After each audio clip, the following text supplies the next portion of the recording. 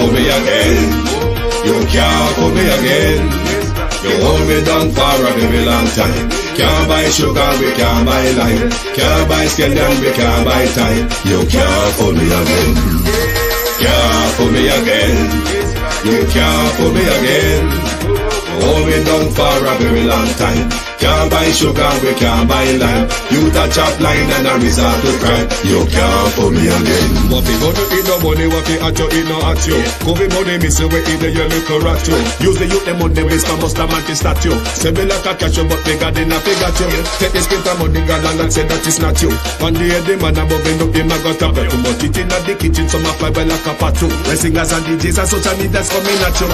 It burn me. 300% It burn me. Garbage pile up the day. It burn me. Give the teacher them It raise. burn me. I see corruption face. It burn me. Mash down the people them house. It burn me. Every day appear arms out. It burn me. Appear money them a thief. It burn me. And them a sell out the beach. Can't fool me again.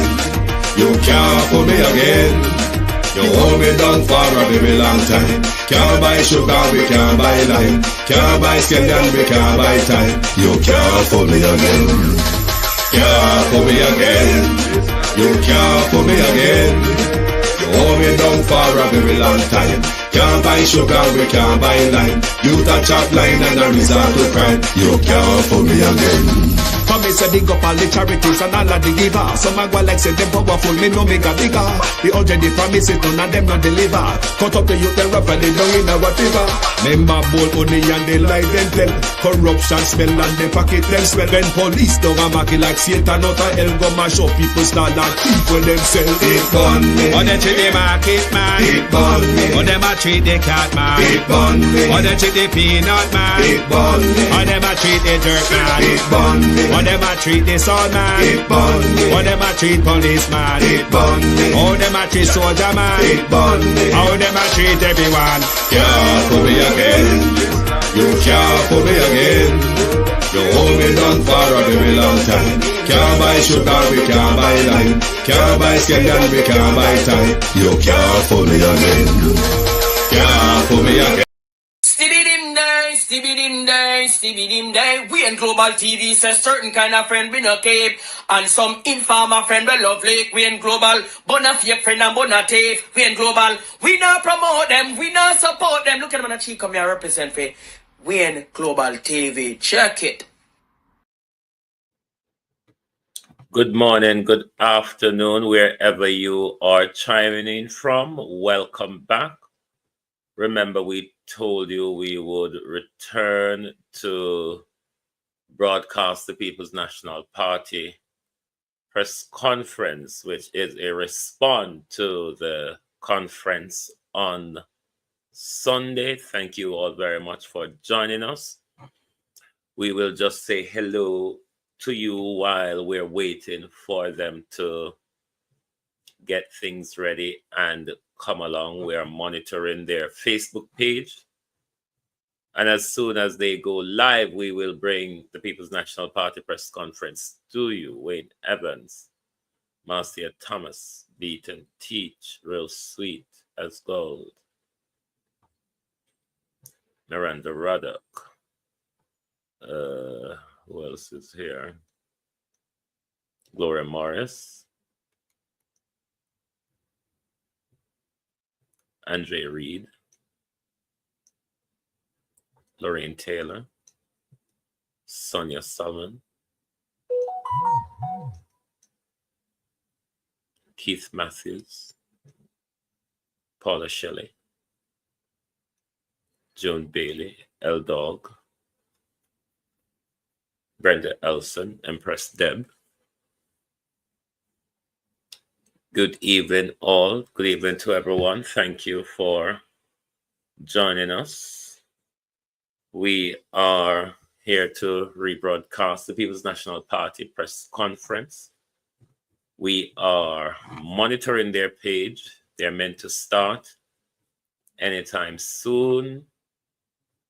We will continue to monitor their page, and as soon as they go live, we will bring their broadcast to you But for the moment, they are not live as yet. But we'll continue to monitor the page, and as soon as they come on, let me monitor them on my phone as well, because sometimes Facebook have a delay. The Facebook, the computer have a delay. Hold on there.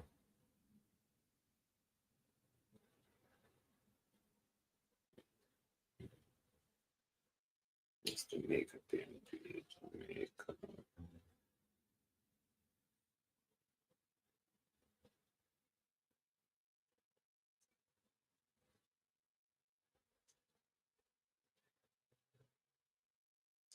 we're monitoring just to see when they go live. Hold on. And as soon as they do get on the way with their facts versus fiction, we will be bringing it to you. I myself want to hear what they will be discussing and what facts they'll be putting forward as to what fiction they will be dispelling. Florence Hamilton, good afternoon. Richard Reed, Christopher Ashman, good afternoon. Good afternoon, good afternoon. We are monitoring the People's National Party Facebook page.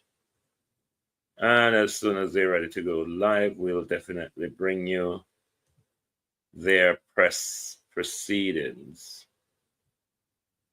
But for now, they are not ready yet, but we are monitoring.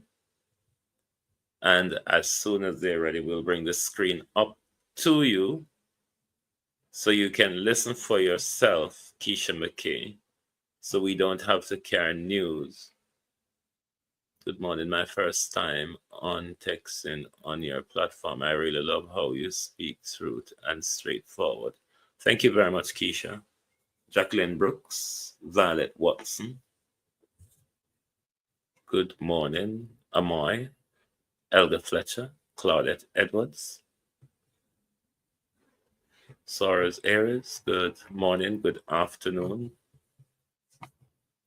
We are just waiting and waiting.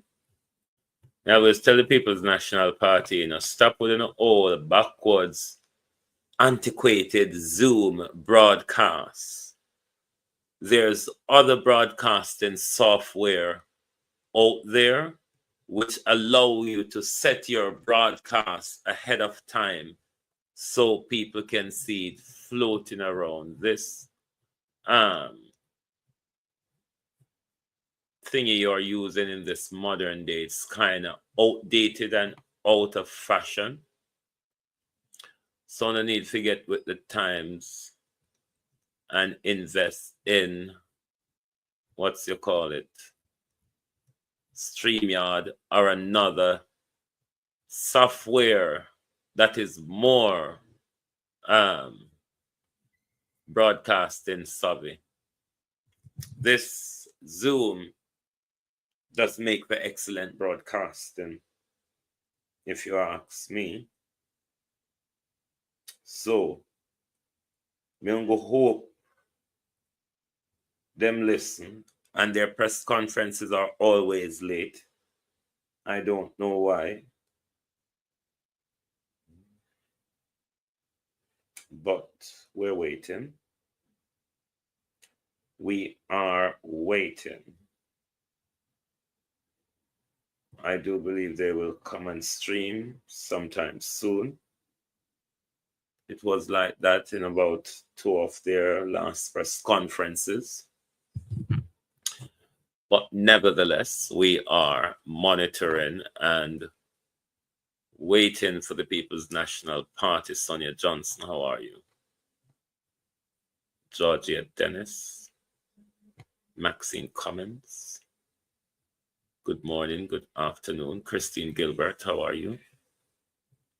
Good morning, good afternoon. Like and share the live, please. If you have not yet hit the like button, please do so. Make sure you hit the like button.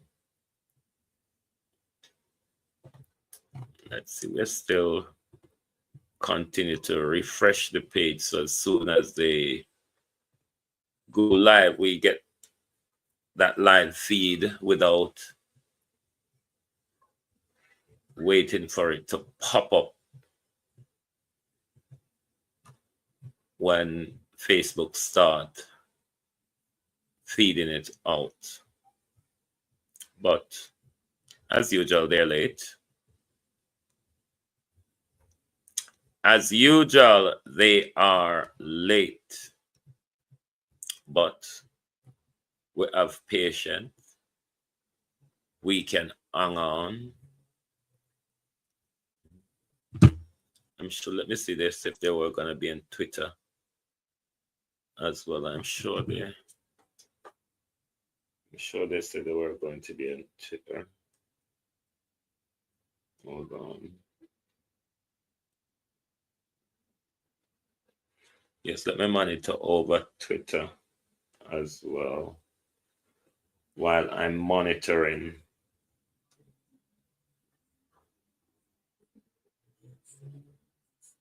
iPad, let me run in the iPad in a room I play and start talk something will frighten me. Where's bloody old Twitter? Oh, Twitter is in a box with Wix and Twitter, yes. Let me refresh their page, this page again. Let's see. Integrity Commission report. Note that several comments on social media in which questions have been raised about its integrity and its timing in the publication of the Gazette of the summary of the lead of the opposition. Oh, the Integrity Commission is saying, people, because you are aware that Mark Golden's statutory declaration was certified and published a few days ago, just before conference, and questions are being asked of the timing of the Integrity Commission of the publication of Mark Golden's statutory declaration. So we'll see how that tug of war between Justice Stanton and the Jamaica Labour Party taggers on. As you know, it's all up in the air. So we will see what else come out of it. Hold on, Jamaica PNP.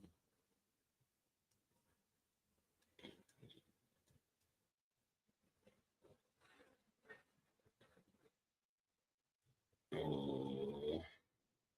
No, man, they need to do better with timing. This is not acceptable. Dayton Campbell. This is so not acceptable.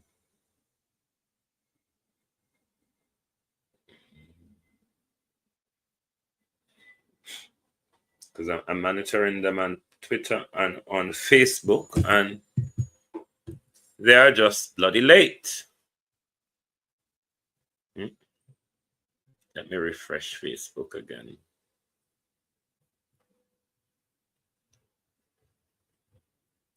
This is intolerable lateness. If you are going to work, your employer, some employers start deducting you after 10 minutes or after 15 minutes late, Dayton Campbell.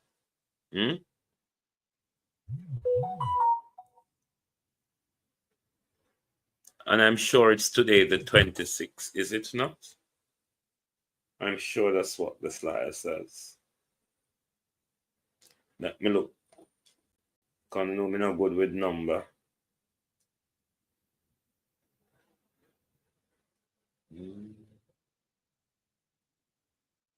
But it was put out yesterday and it said today 10 o'clock.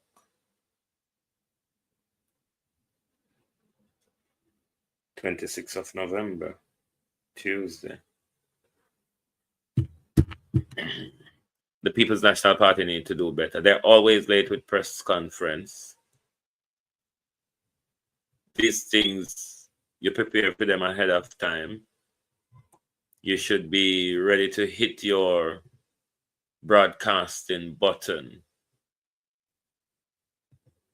when the clock hit 10 a.m.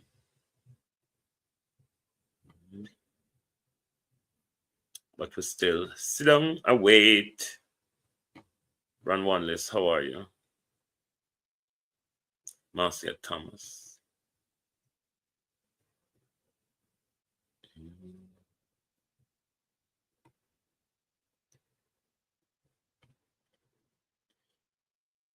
Michael Talk, good morning.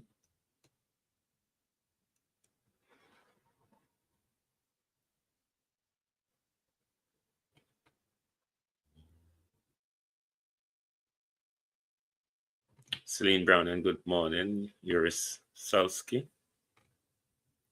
Let me refresh their page again and see if they are ready yet. No, still no live link. Come up for the People's National Party, neither on Twitter or on, what's the more call it? Neither on Twitter or on, what you said, soon come?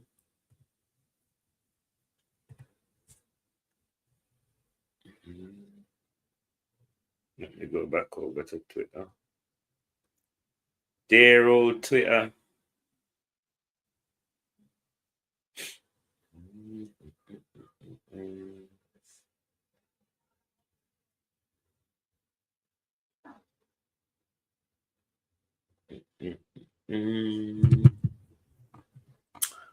But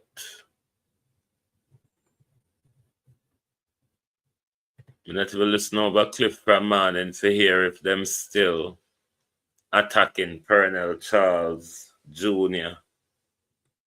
over there, because he came under a barrage of attack yesterday. So we know that's an opening in the Jamaica Labour Party for the warfare to start, because Chopper John attacked him directly. Marlon Morgan attacked his office directly by saying his assessment in the whole use of the PATH program is outdated or old-fashioned. So, given, Chopper John came out a few weeks ago and addressed him as them, rather, as Pernell Charles's two daughters. So when you hear that, there's an open warfare in the Jamaica Labour Party. Chopper John is also suggesting to the Prime Minister that the Prime Minister must remove Pernell Charles from the cabinet, because Pernell Charles Jr. is not aligned with the PM's agenda. So, I don't know, it soon be a wailing cat fight over there. It's only a matter of time before. Still watching to hear. Well, maybe we're going to get them as Christmas present, beat and teach, or we may get them as New Year's present. Which do you choose? What do you want? Do you want Christmas present? Arlene Foster, how are you? Do you want Christmas present or do you want New Year's present? because you may get either or either. Which do you prefer? Christmas present or New Year's present? But either way, if we don't get any illicit investigation report before the year ends, certainly next year, they have just come live now, so let's go over to their Zoom link as they have come live. We will continue to monitor until their audio. Hold on, let me make sure the audio is on. Yeah, we'll continue to monitor until their audio chips in. Marie says Christmas. Their internet sometime at the start are bad as well. They always have this freezing problem, but we will continue to waiting for video signal broadcast. You see with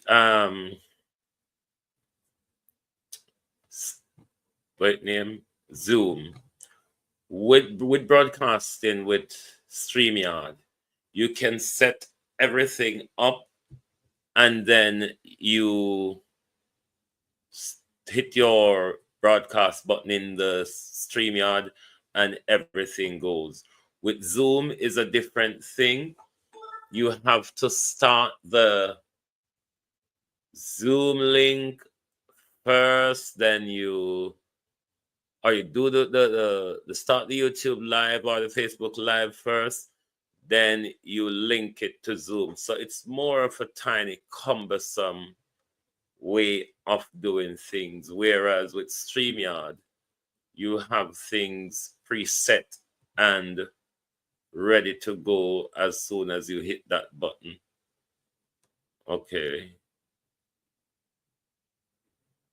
Hold on. We're not hearing Mark Golden. What is wrong with there? There's something horrible wrong going on here.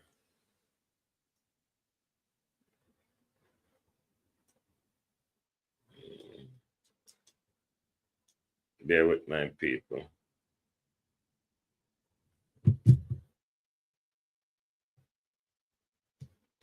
Bear with. Processes to bring improved efficiency. It's working on thingy, but changes to laws, rules, and regulations which govern those. Hold on, it's just not coming through on my. Many of those processes have not changed with the times and are outdated and no longer fit for purpose. Fixing them takes hard, focused effort and great attention to detail. The last PNP government, in just 4 years of office, paid significant attention to this.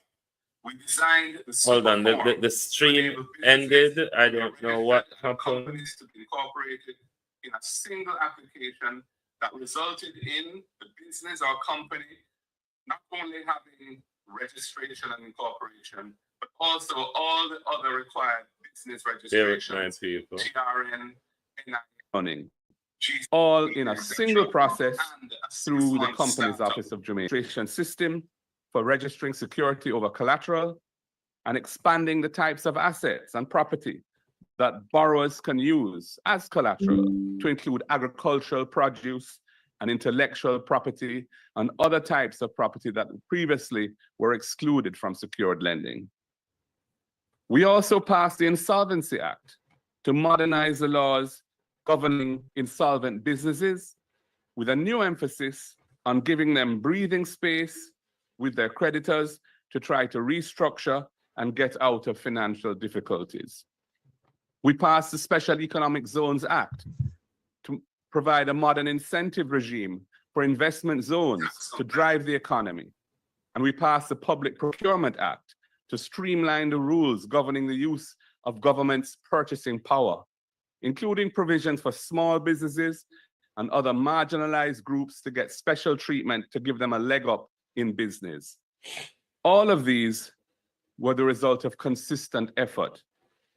And in 2014, the World Bank reported that Jamaica had the highest ranking in the Caribbean on the ease of doing business, having implemented the most reforms in Latin America and the Caribbean.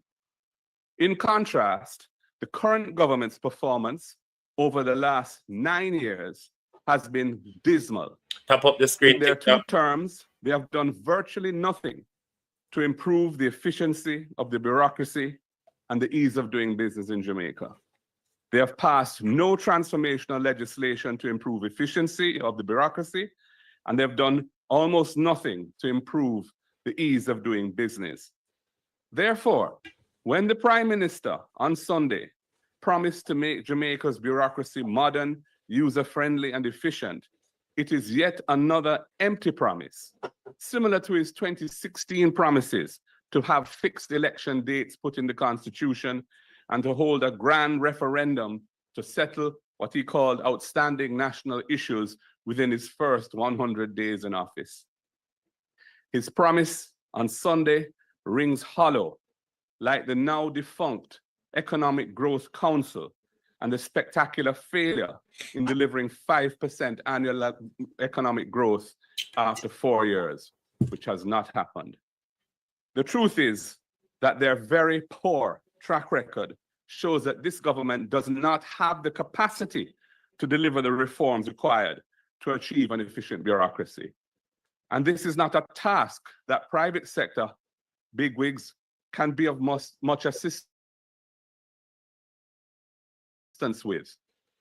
Of legislative capability, innovation, and nimbleness is what is needed to resume the process of making a bloated and cumbersome bureaucracy work for ordinary Jamaicans and Jamaican businesses. We will deliver for Jamaica. Aspire, as his new program is called, is just another PR exercise. It does not inspire and can only expire. The JLP government will continue to fail the people. Furthermore, this is a government without credibility to back up promises. 8 of their members of parliament, including the Prime Minister himself, are under investigation for the corruption offense of illicit enrichment. It is a blot on Jamaica's international image and reputation. No Prime Minister can lead the country with credibility when he remains under such a cloud when it comes to his own financial integrity. The promised reduction of the rate of general consumption tax on electricity will not impact the majority of JPS customers who consume less than 150 kilowatt hours per month of electricity and already benefit from the tax exemption introduced by the Portia Simpson Miller administration. In fact, the greater savings from the tax rate reduction will accrue to wealthier customers who consume more electricity. What is needed is strong and capable leadership to drive down electricity costs in Jamaica through a transformation of the energy sector. The PNP has a plan to achieve this and a shadow minister with a track record of achieving it. We will bring modern legislation as we've done before and massive investment to the energy sector. And for that, our record speaks for itself. The meager break in market fees for craft vendors does not address their plight. They want a level playing field for doing business. The craft markets are in a terrible state, turning off visitors, and nothing is being done to encourage tourists to visit the craft market. And massive investment to the energy sector can make money. The People's National Party will ensure that government doesn't shirk its responsibility to make the tourism industry benefit our craft vendors and other locally owned businesses. And the last thing I will say at this point is that the so-called reverse income tax credit is to be turned into a $20,000 money giveaway. It is a blatant, run with it, vote buying scheme for the next election, and is taking place at a time when the economy is contracting and experiencing negative economic growth. However, the recent by-elections in Morant Bay and Annan Town show that the Jamaican people are not for sale and are determined to have a change of government. Thank you.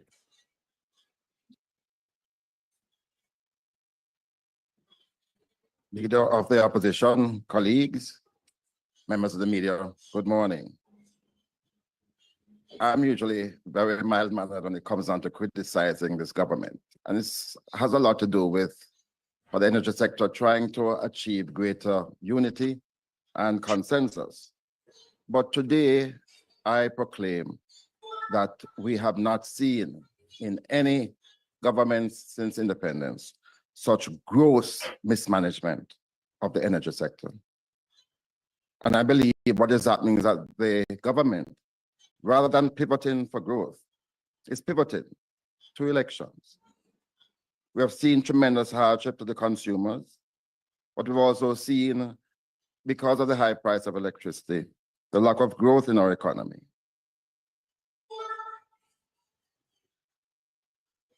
Jamaica's energy cost is one of the highest now in the world, coming from 23 US cents per kilowatt hour in 2016, when we left office, to at times way over 40 cents per kilowatt hour. To solve the energy crisis, you have to have laser-like focus on both energy generation and energy transmission and distribution. It won't be solved by some half-baked, cynical, hand-wringing scheme at the 11th hour on the eve of national elections to throw little and meaningless goodies at the problem. We started a mini revolution of the energy sector between 2012 and 2016. We intend to complete that revolution from 2025 until the completion of our first term back in office. Our accomplishments in the period 2012 to 2016 saw the diversification of fuel sources, where over 90% of our electricity was generated from heavy fuel oil and diesel, to a situation from 2016 where 60% of our electricity was generated from LNG and about 20% from renewables. We also did certain modifications of the license to make it far more beneficial to the Jamaican people. We focused on cutting line losses by increasing penalties, and we did introduce prepaid arrangements with the capability to go island-wide. In fact, we introduced a pilot in 2014, and the Prime Minister is unaware that that pilot was expanded nationally by the time his government took office. Total electricity theft today, as a result of the failure of this government, is greater than when the JPSCO was sold in 2001.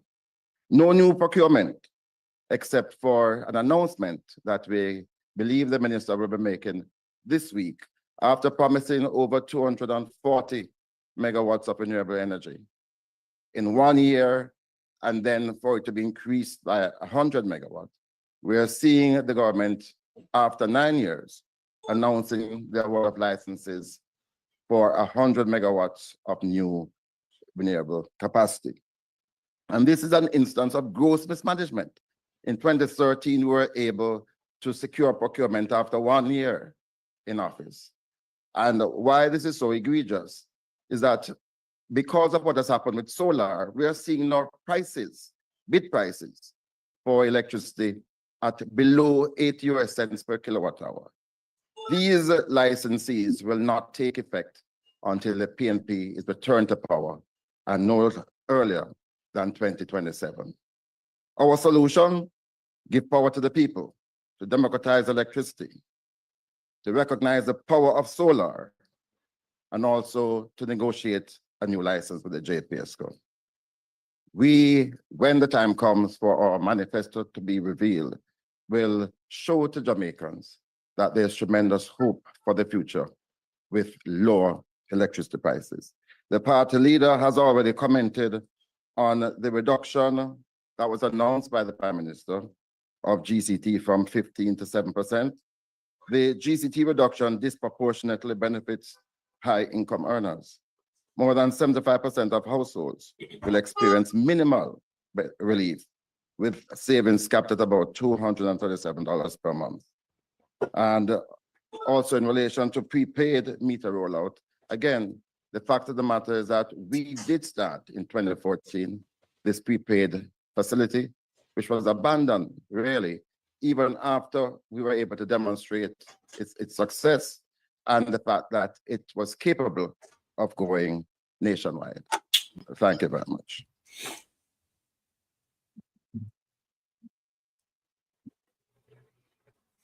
Good morning, everybody. First, let me say the announcement on Sunday in regards to water we regard as a knee-jerk reaction. This wasn't a decision which was taken by the board of the NWC before the Prime Minister came and made those announcements. The NWC has 547,321 customers. Of that amount, 350,000 is in delinquent in some way, shape, or form. There's a total of 150,000 customers of the NWC who are just basically fall off the system and not paying any water bill whatsoever. The NWC is owed a total of $52 billion. 0 to 5 years, 13 billion, 6 to 14 years, 15 billion, 15 years and over, 24 billion. This government has been there for 9 years now and has done nothing about it. I also note that the NWC, in terms of the customer base now, a monthly collection of $3.3 billion is collected monthly from the customers of the NWC. The 350,000 that is not paying or in some form of arrangement with the NWC will not get a break from what was announced on Sunday. The PNP back in 2012, heading on up into 2016, had a social water mechanism within the NWC where pensioners and those that are on path would pay a certain percentage, a certain amount. I think it was $500 at the time it was capped. This was removed from the NWC. And I'm asking here, if it was removed, what are the reasons why it was removed? So from the 547,000 with the 350,000 delinquent, it leaves just 197,000 citizens or customers of the NWC that are paying the water bill for everybody else in this country. So from the 197,000, as I said before, they will see no meaningful gain from the announcement which was made. Our teachers, the 197,000 citizens are customers of the NWC, our teachers, firemen, police, farmers, nurses, taxi drivers, and even some of the current pensioners will not see any benefit from what was announced on Sunday. To further my argument, the Commission database, the NWC database, cannot tell you who is a pensioner from who is a path beneficiary. Here again, the policy was not thought out. It was a knee-jerk reaction and an announcement which was made. If you really want to help the customers of the NWC or the citizens of Jamaica who are faced with hardship, an average customer uses around 3,000 gallons per month of water. First thing you'd want to do is to cap it or create a rate, a flat rate for the 3,000 gallons that the citizens use monthly. Another thing, again, you pay dollar for dollar in terms of sewage and water. you could cut back, you could have made an announcement. If you really wanted to help those that are suffering, you could reduce the sewage by anywhere between 25 and 50%.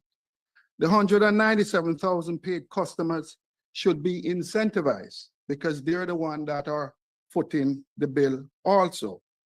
We agree that after 9 years, there's no prosperity and there's hardship on the land. But in this party, we agree to help the poor, help the pensioners, and all the other stakeholders.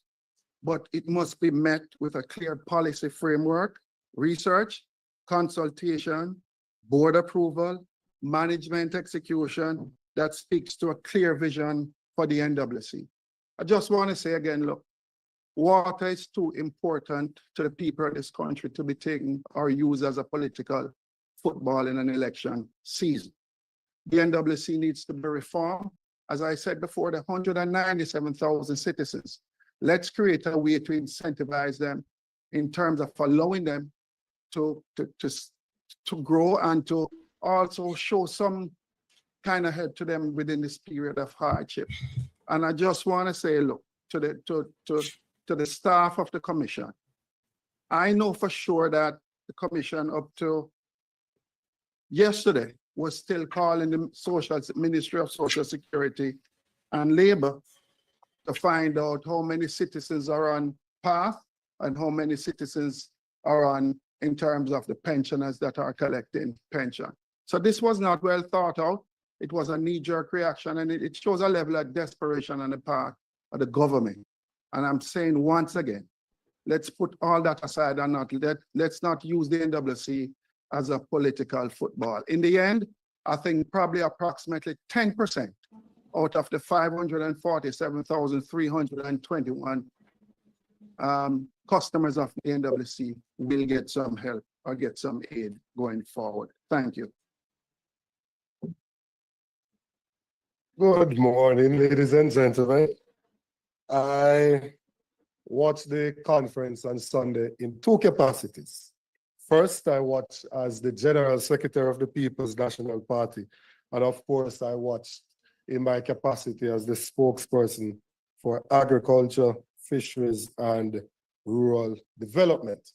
And I will have some remarks in both capacities.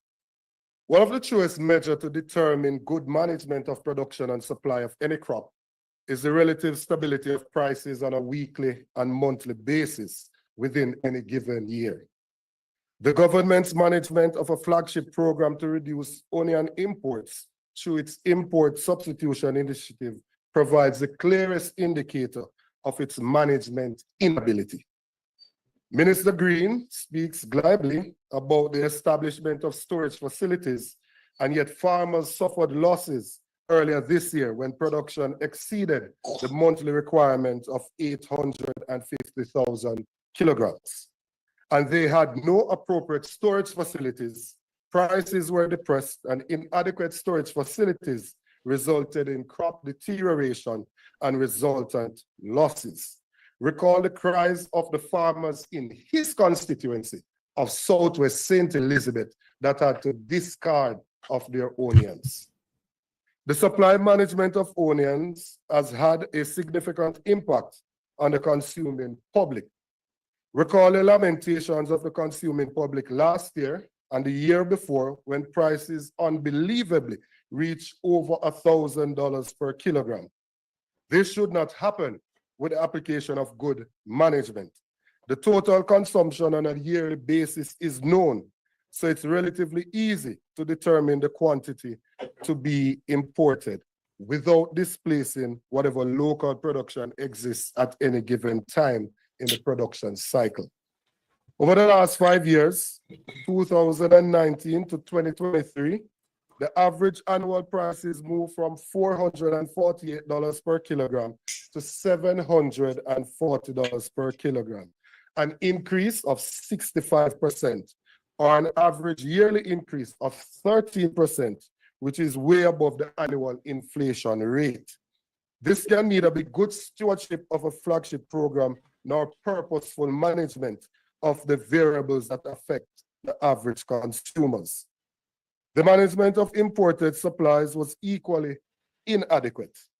The price of imported onions moved from an annual average of $468 per kilogram in 2019 to $783 in 2023, an outturn of 67% over the period and a yearly average of 13.5%. Again, significantly above the annual inflation rate. This cannot be good management and exposes Minister Green's assertion of a build-out of appropriate facilities is hollow. Another product falling under the flagship import substitution program has had no better management. In 2014, the past PNP administration was able to achieve 90% production of Irish potatoes. And now the JLP has reversed those achievements to levels below 70%. In 2023, 6,852,000 kilograms of Irish potatoes was imported, representing a 43% increase over 2022 figure of 4.7 million. This requires a special audit to determine why the efforts of the ministry are failing rather than providing the expected results. When we look at polling in the country, one of the topical issues is cost of living. The hollow attempts that were made on Sunday does not address the cost of living crisis. If you were to go to Megamart, a pound of lettuce, $814. A pound of cabbage, $380. A pound of Irish, $400. A pound of carrots, $550. A pound of red pepper, $900. A pound of sweet pepper, $600. I was tempted today to bring a basket to repeat what the Prime Minister did when he said what could hold in a basket for $10,000. But when I checked, the price of the basket was more than the $10,000, so I aborted the mission. When I look at what my electricity bill is, my bill came to $15,500. I look at how much GCT I'm paying, and it is $993. The 53% saving that I will get on a monthly basis is $547 Jamaica for the month. $547 Jamaican. It is the same as a pound of carrot at Losushan. 1 pound of carrot is what the government is offering to me as a productive citizen as an attempt to say that they're cushioning the crisis. Agriculture currently only contributes about 9% of the gross domestic product, even though agriculture employs over 250,000 persons are registered as farmers. It is the largest employer of labor, but it is not making the commensurate contribution to the gross domestic product of the country. We have had an increase in our food importation bill. In 2016, when this government took office, food importation was at $838 million US. Last year, it went up to $1.4 billion US, an increase of 75% under this administration. What they're doing is that they're importing more, they're producing less.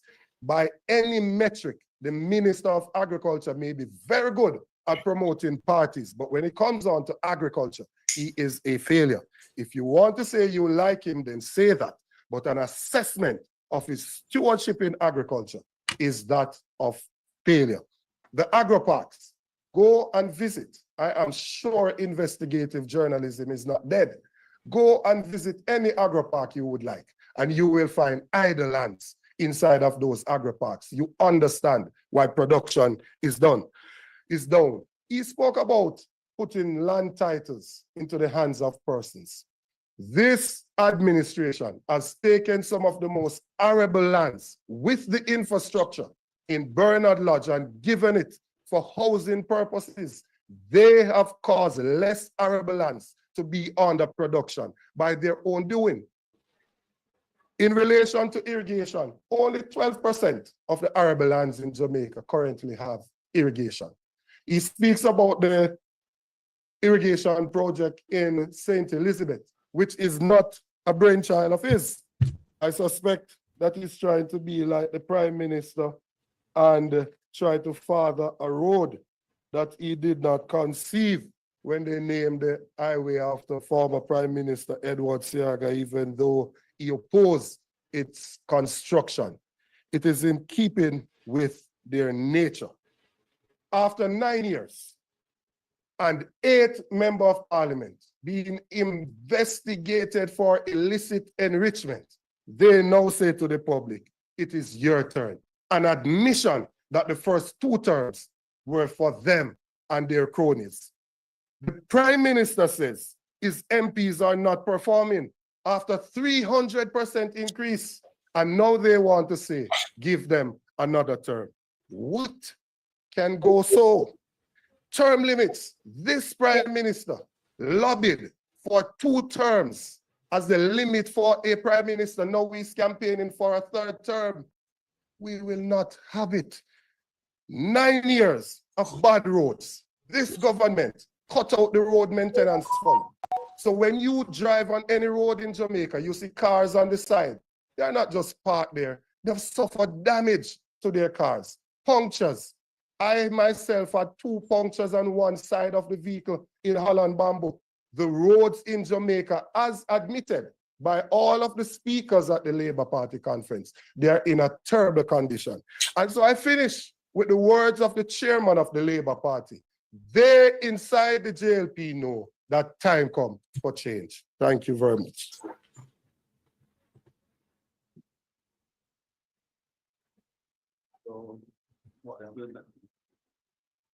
We'll now open the floor for questions. If you're in the room and you have a question for any of our presenter, please say the name of the media house you represent, your name, and then move to your question. If you're online, please use the raise hand icon and we'll acknowledge you. Good morning, everyone. This is us. My name is Shoshana Small from the Gleno. I have a couple questions. First off, Mr. Golding. Yes, Ms. Small. Sorry. Go ahead.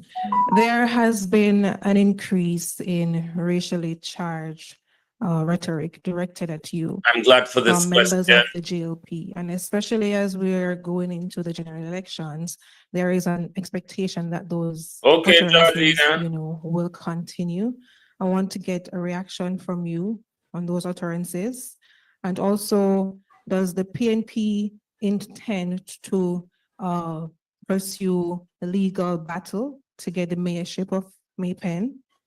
And one of the criticism that have been leveled at the PNP from the JLP as well as other members of society is that, there is no concrete plan that has been shared with us as to what the PNP intends to do should it form the next government. So I want to ask you, when does the PNP intend to share those plans with Jamaicans? Good question. Thank you for your questions, Small. First of all, Jamaica is a society that has a motto out of many one people. I'm a born Jamaican. Son of I the didn't soil. choose my skin color and no one chooses their skin color. I'm a loyal Jamaican, a patriotic Jamaican, and I'm giving of myself to serve the people of Jamaica. I think that the JLP's attempts to use my color as a political battering ram smacks of desperation on their part. True. It is unprecedented. I don't think any political leader has faced what I have been facing in this regard. And it is because they see that this tide is turned against them. And the people of Jamaica are fed up with them, the dishonesty, the lack of integrity, and a government which pursues policies that don't benefit the people in a direct way. So people have lost hope. People want change. And I suppose I'm the embodiment of that as the leader of the opposition, and therefore they're trying to attack me. And in a sense, I'm flattered that all they can really attack me on is the color of my skin. You know, I am somebody who grew up here. My wife is an African Jamaican, beautiful woman, and my children are born in Jamaica, and I'm a proud Jamaican citizen. So I think that this is a sad turn of events, and I'm very disappointed in the leadership of the Jamaica Labour Party that they tacitly encourage this kind of behavior, because to me it indicates a lack of principle on their part. And Jamaica's part of the family of nations, you know. We live in a world which is very connected, and other countries, other races of people are looking on and saying, how is it that the government of Jamaica is allowing, you know, a junior minister or a former minister, 2 MPs, to be using racial taunts and slurs as a source of attacking a political opponent? It's very bad form, and it's unfortunate for Jamaica, and it really needs to stop. Wholly unacceptable. The other issue you raised was to do with the Maypen by-election. Our position is that with an equality in the number of councillors at the Maypen Parish Council, Municipal Corporation as they're called now, and the PNP having won the popular vote in the parish in the February elections, but also even more so with this by-election now, the right and proper and principled thing is for the existing mayor to step down and to allow democracy to prevail and to have the PNP councillors choose a mayor. That is a position that we believe is correct. In terms of what we will do in terms of our legal strategy, I'm not going to disclose that today. On your last question, I have spoken extensively as to the priorities of the next PNP government. I do it in the budget debate every year. I do it at annual conference. And if you look through the things I've said over time, you can see the broad outlines of the types of policies and programs that the PNP will be bringing to Jamaica. We will be seeking to make a more inclusive and equitable society. We want to strengthen economic growth by investing in human capital, fixing the education system, making the health system work for ordinary Jamaicans, strengthening agriculture so we have a more resilient economy, and focus on rural development. We see the logistics opportunities in Jamaica as underexplored, and there's tremendous potential there. That's an area of focus for us. So I'm just giving you some of the ideas that we have. In terms of the granular detail, we believe there's a time and place for getting to that level, and we will decide when we get to that level. Thank you. Angela, how you do?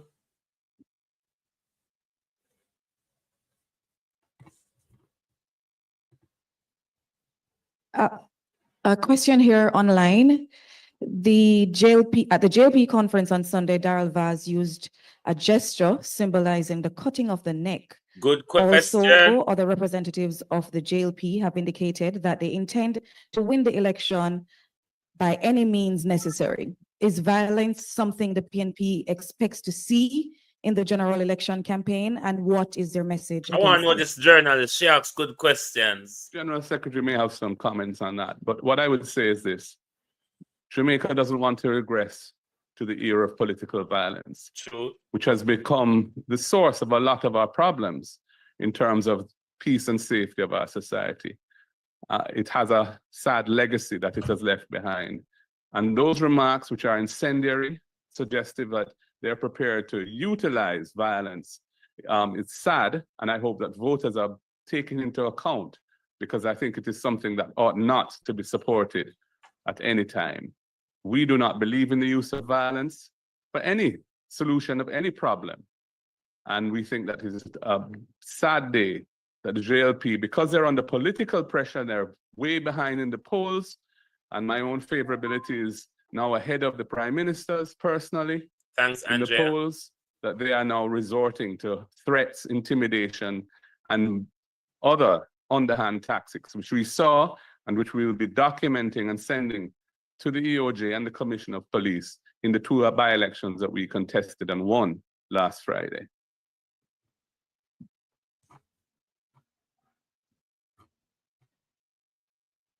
The media reports have indicated that the Prime Minister's speech is laced with goodies, indicating an election is near. How ready is the PNP for elections? This is for the General Secretary. Good question. Thanks. Just to say a few words on the previous question, that a few years ago at Champs, there was a youngster that was running a race. And at the finish line, he turned towards his opponent with his two fingers up, and he was heavily criticized for it. There are persons that went as far as saying they should take away the medal from him. Now, for us to have a minister of government on a political platform that is suggesting that he is going to decapitate someone or cut their neck, I think is totally unacceptable. And I think it speaks to the general deterioration of standards and morals in the Labour Party. Because when you have the Prime Minister, the leader of a party being investigated, he cannot bring order because he can't speak to others within the party and instill any discipline in that organization. In the recently held by-elections, there are persons in the company of members of the Labour Party that were arrested with illegal firearms in Morant Bay license outside of the house of the candidate. They fired shots and tore down the orange clad dressings that were there. And after their conference in downtown, they fired shots saying Andrew Holness badness. We come in peace.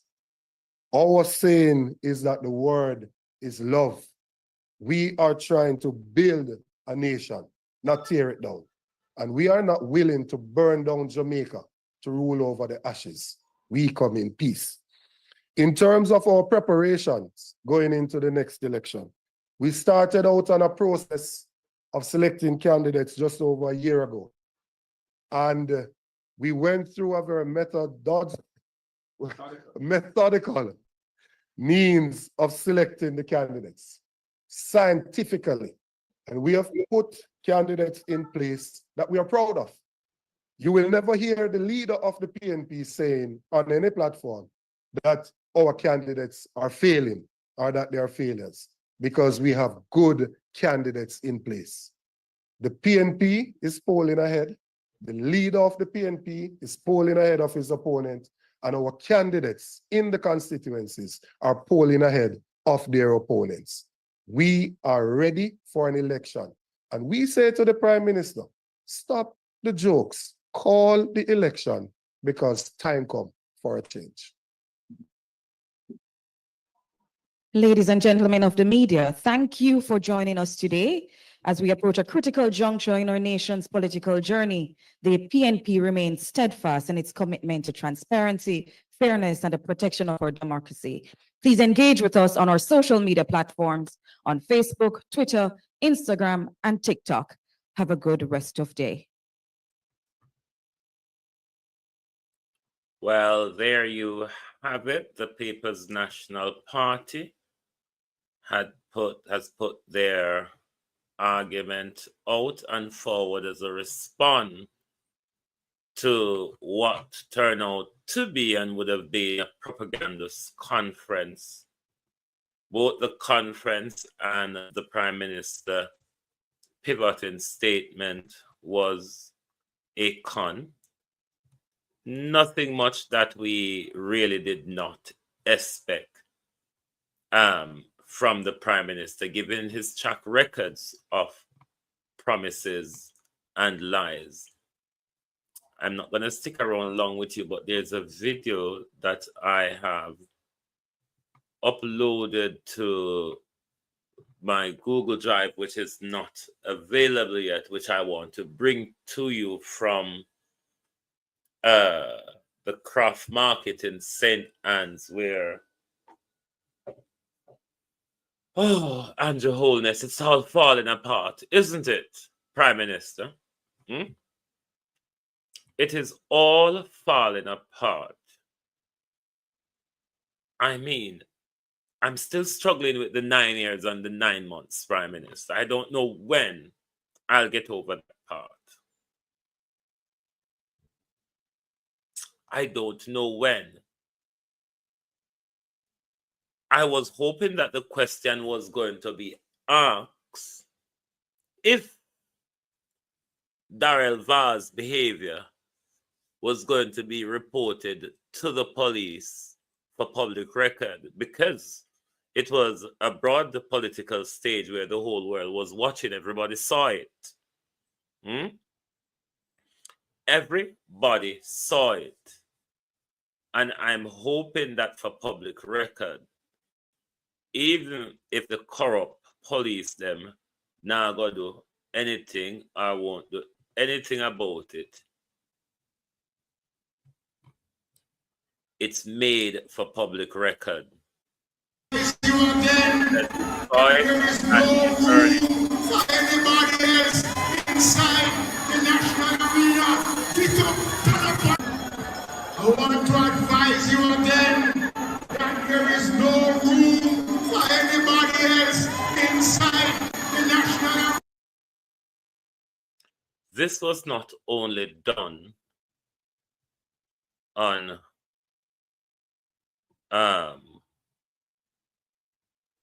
hold on.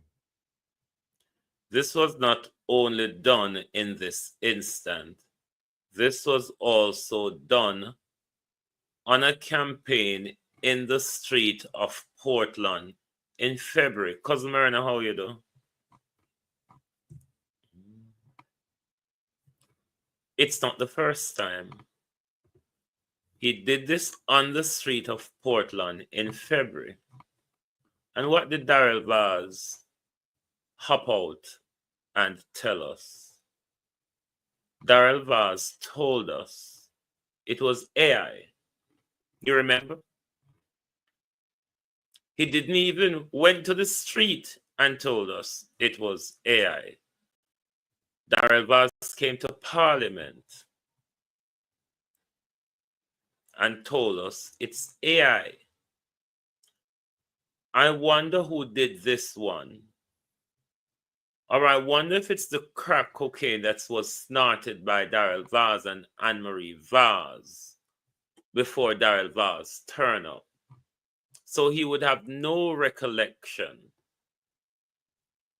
Darrell Vaz would have no recollection of what he did on Sunday if he was high on crack, as he usually is. But as I said yesterday or the day before, the Jamaica Labour Party is yet to check these violence. Not once have you heard from the Jamaica Labour Party that they disassociate themselves, they refute, they find it abhorrent. Not one point have they made such statement rather to the violence, the threats, the intimidation, the racism, the bigotry. Not once have the Jamaica Labour Party come out and condemn any such behavior. So I'm waiting to hear what Darrell Vaz response will be this time, given that the first time AI was responsible. The video is half ready, so let me download it from the Google Drive to take it into the studio, because I really want you to hear it. People across the country is fed up, Prime Minister. The entire tourism industry is fed up. It's been run aground, Prime Minister, because it's all about you yourself and your multinationals. That's why I tell Jamaicans, you need to collapse the tourism industry. It cannot benefit white multinational only, with the Jamaican government bootlicking and ass kissing the multinationals. It really cannot be like that. So if the people now get them fair deal out of the industry, collapse the industry, because it now benefit us. But as I said, I want to bring you this video before we go. So let's listen in and then we'll come back on the other side. I don't want somebody to give me fish. I like to fish for myself. I'm a very independent woman. This place has been like this forever since I've known it, from I was a child coming up.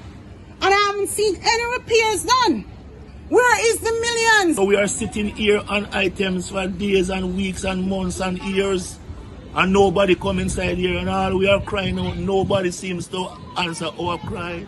My name is Charlene. I want to lament on what the Prime Minister spoke about in conference yesterday, which I am not really pleased. It's a drop in a bucket for me, for you to, and I think it's an insult for you to come and tell me, hey, you're going to give me a waiver for my shop rent for the period of December and January, and then you went to extend it until June when the ship year opened. Listen to me, Mr. Prime Minister. I'm not going to be nice to you because this is way off of what my problem and my concern is. I have related my concern to my president in this market, and I know she had put it in letter of what my concern is. I'm having a grave issue in getting my shop into a transfer state where I can apply for a JTB license, so I can go to the bank and open an account just to know that I can, when the bank asks me a reference, where do I get my money from, I can say I'm a craft trader. This is a grave issue. Not for you to come and tell me that you're going to assist me in paying my shop rent. I don't want somebody to give me fish. I like to fish for myself. I'm a very independent woman. You take a look in the craft market. Look at behind here. Look at the state. This place has been like this forever since I've known it, from I was a child coming up. And I haven't seen any repairs done. Where is the millions that you're saying this is $1 million ministry? Where is it? I am so pissed off. I had to come here speaking to one of my colleagues here this morning because of what the statement you have made. I am not pleased. I'm a very independent woman. I don't want somebody to tell me you're going to help me pay rent. Pay rent for what? I want to make my money. You come in here and you fix this property. Where's the millions going to? That same ship here we have to pay to go out there. Where's those millions that we pay to go out there? Those millions that we're paying to go out there to make $1. Those millions should be coming back into this market to try and build it.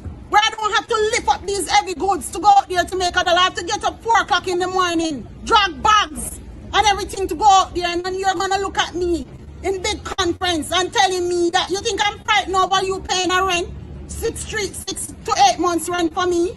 Do you think I'm frightened over that? I am not frightened over it. I don't know where this country going to, you know, but I'm not going down with the sinking ship, sir. So you just really go around in circle and come back again. Come back with a strategy, because that's not what we're asking for. Why didn't you think about getting a bus and getting a bus for us so we can shuckle tourists off of the boat to take the shuckle and the tourists of what people are coming in here? We have 30 people going out on the ship here. Every month, 30 people out of 300 craft traders in here. 30 more has to be fed out here, and we have to wait again for another set to go out there to eat. And you're going to tell me you're going to pay my shop rent for what? So I must wait for 4 or 5 months, dying of hunger for my rest of my colleagues to eat before I come and wait for going on the ship here. Do you know the operation of going out on the ship here, sir? Do you know the depth of operation that is going on in this country? I'm wondering, sir. I am wondering. I am displeased because I'm a boat planner. I am not a dieted laborite. I am not dieted PNP. But I did vote for you, so I'm not scared to tell you. I vote for you because I vote. I thought you were young. You were going to come with better. 18 years you keep on. I hate this country coming to talk about 18 years of what the PNP done. Listen, we know what they did. I voted for you to give you a chance to do better or make some changes. I don't see any changes. I've seen worse. I feel like I'm in shackles. It is good. I accept it. But it's how long that bellyful is going to last. It won't last for long, right? After that, we're still hungry, right? Where is the food? Where is the food coming from after that? And what the Prime Minister is saying and doing, that won't put money in our pocket, right? That won't help us to buy goods to put in our shop, right? Because there's nothing that we are holding in our hands.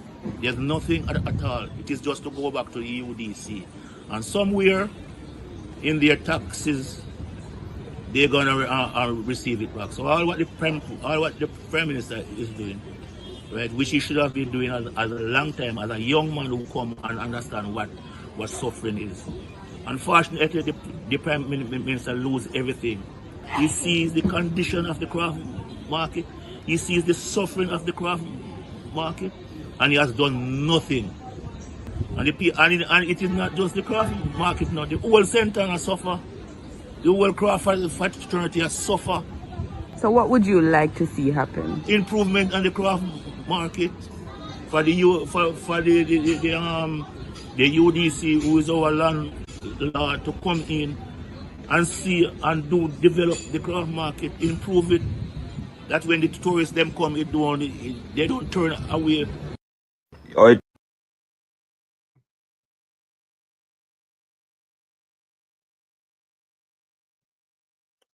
The people are fed up, Prime Minister. But given that you have just pivoted,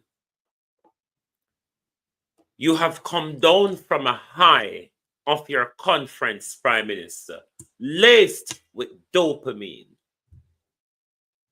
confident as a cocky old Brahman bull cow, Prime Minister. Call the general election. Call the general election, Prime Minister. You're poised and full of confidence, ready for the road. Money enough, Prime Minister. Promises overload government. Acronym, Minister. Call the election, please. Thank you for being here with us this afternoon on the Global Television Group. Join us back tonight for the People's Point of View, where we will look at the collapse of this government demonstration. Stand up, walk out, shout it all about. Prime Minister, what did you really say to us as conference?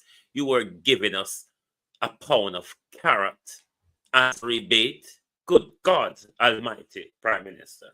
Good afternoon from the Global Television Group.